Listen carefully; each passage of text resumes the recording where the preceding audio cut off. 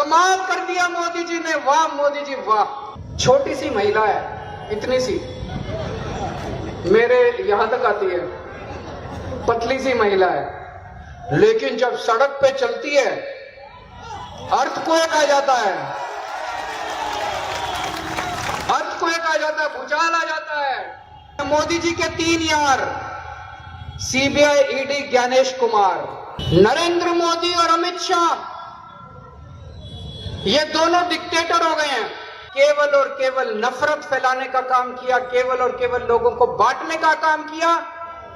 जम के करप्शन किया इन दोनों ने मिलकर, खूब करप्शन किया इन दोनों ने मिलकर। पूरे देश के लोग इनसे नफरत करते हैं। फेसबुक, इंस्टाग्राम, ट्विटर, यूट्यूब, कोई उठा के देख लीजिए आप, इतनी गालियां पड़ती हैं मोदी जी को, इतनी गालियां पड़ती हैं। रोज ट्रंप मोदी जी को गाली देता है। इतना कायर प्रधानमंत्री 75 साल में हमारे देश में कभी नहीं आया जितने कायर मोदी जी हैं। अरे ऐसे कैसे हो सकता है? मां इंडियन, बाप इंडियन, बेटा इंडियन नहीं है।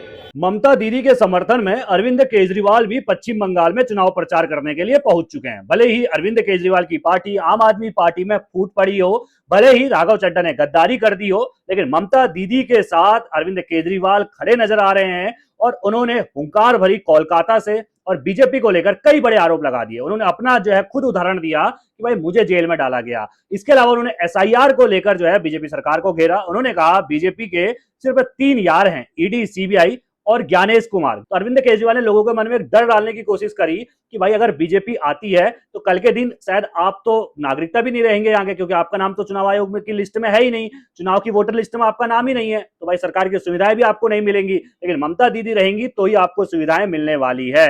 इसके अलावा अरविंद केजरीवाल ने बीजेपी पर कई और बड़े हमले बोले। आपको अरविंद केजरीवाल का बयान सुनाते हैं। अगर आपने गलती से कमल का बटन दबा दिया,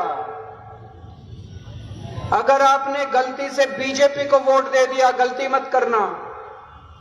ये 90 लाख लोगों का क्या करेंगे बीजेपी वाले चुनाव के बाद, मेरा सोच के दिल घबरा जाता है। क्योंकि ये लोग अब सिटीजन नहीं है, ये 90 लाख लोग अब सिटीजन नहीं है इंडिया के। अगर बीजेपी आ गई है, मोदी और अमित शाह मिलकर इन 90 लाख लोगों का क्या करेंगे भगवान मालिक है। इनको डिटेंशन सेंटर में डालेंगे, क्या करेंगे पता नहीं। इनको एक ही आदमी बचा सकता है, ममता दीदी।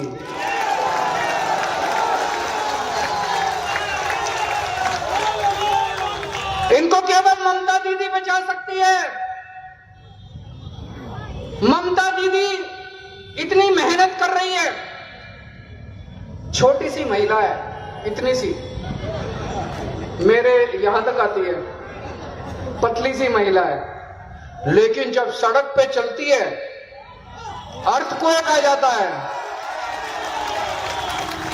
अर्थक्वेक आ जाता है, भूचाल आ जाता है। मोदी जी का सिंहासन डोलने लग जाता है जब ममता दीदी जब सड़क पे चलती है, उधर मोदी जी की कुर्सी हिलती है। हिलती है कि नहीं हिलती?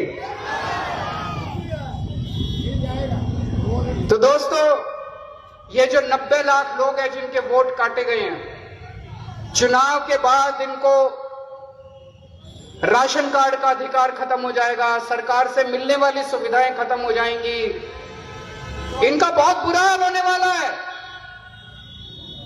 अगर ममता दीदी जीतेंगी तो इन 90 लाख लोगों को वापस सिटीजन बनाएंगे, इनको वापस अपना अधिकार दिलाएंगे, है कि नहीं है? मोदी जी के 3 यार, सीबीआई, ईडी, ज्ञानेश कुमार,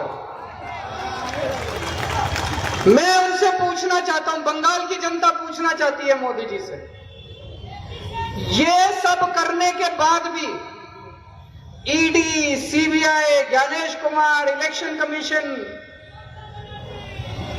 और मेरे को पता चला यहां पे मिलिट्री भेज दी उन्होंने, मोदी जी ने बंगाल में 3.5 लाख मिलिट्री भेज दी।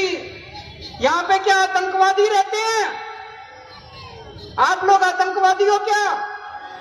ये तो अपमान है बंगालियों का।